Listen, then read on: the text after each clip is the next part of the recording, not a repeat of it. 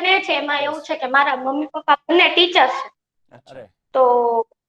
તો હે ને એમાં એવું છે કે ગણિત ને ઇંગ્લિશ ને ભાષા ને એવા જેવા વિષયો છે ને એ વધુ ફાવે છે. જેમ કે અત્યારે દ્વિતીય પરીક્ષામાં ગણિતમાં 80 માંથી 77 આવ્યા, પણ વિજ્ઞાનમાં 80 માંથી 65 જ આવ્યા. ઓહો. ઓકે, મતલબ એને ખબર છે કે મારો વીક સબ્જેક્ટ છે સાયન્સ છે. ઓકે, હવે સાયન્સના જે ચેપ્ટર્સના ગુણભાર વધારે છે, બીજું 65 આવ્યા એનો મતલબ કે 15 માર્ક કપાણા.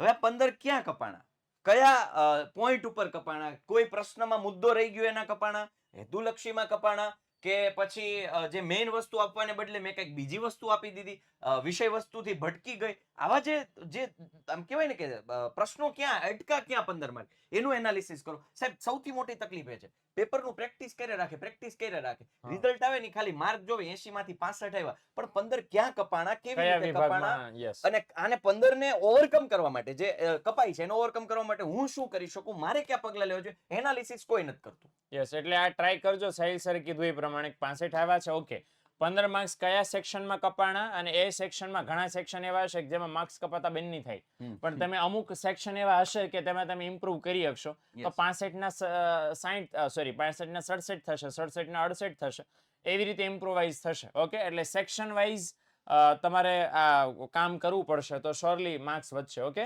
એટલે સેક્શન પ્રમાણે તમે જોતા જાઓ ક્યાં મારા વધારે કપાય પેપર છે એ તમારા વિષય શિક્ષકો પાસે જાઓ, એને કહો કે મેં આ પ્રશ્ન લખ્યું છે, કોઈ શિક્ષક ના નહીં પાડે સાહેબ. બિલકુલ. કયો શિક્ષક એવો હોય કે વિદ્યાર્થીઓનું અહિત ઈચ્છે? બિલકુલ નહીં. એટલે તમને એવું લાગે ને કે આ સવાલ લખવાથી મારા માર્ક્સ કપાય છે, તો અત્યારે તમે જે તે સવાલના જવાબ લખીને જાઓ અને સરને પૂછો કે સાહેબ આ જવાબ ચાલે, આમાંથી આ સવાલ હું બોર્ડની પરીક્ષામાં લખું કેટલા માર્ક્સ મળે મને, એટલે એ તમે પૂછી લો એટલે તમને એક્ઝેક્ટ ખ્યાલ આવી જાય કે મારે કેટલું પ્રેઝન્ટ કરવાનું છે, કેટલું લખવાનું છે.